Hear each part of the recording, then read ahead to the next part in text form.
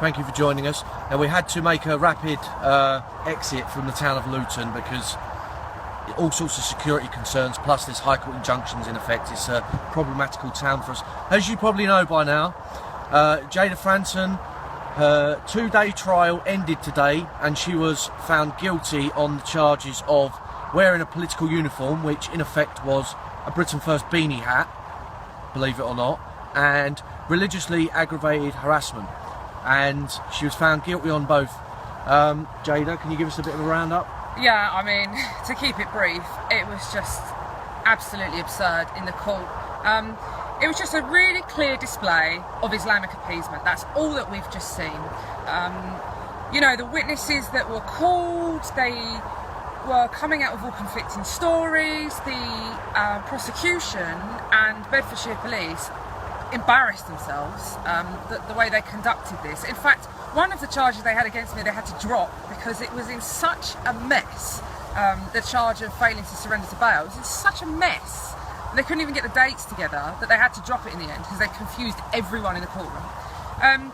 But yeah, I mean, look, I've been found guilty, and are we surprised because we have an establishment that is against anything patriotic in this country and is only concerned with appeasing the Muslim community?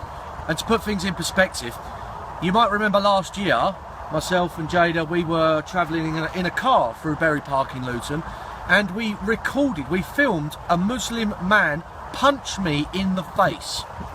The police said no further action. The man punched me on video and he got a no further action, yet Jayda gets in a heated argument with a white ginger Muslim convert, and the convert calls Jayda a slapper, makes menacing gestures and is very derogatory.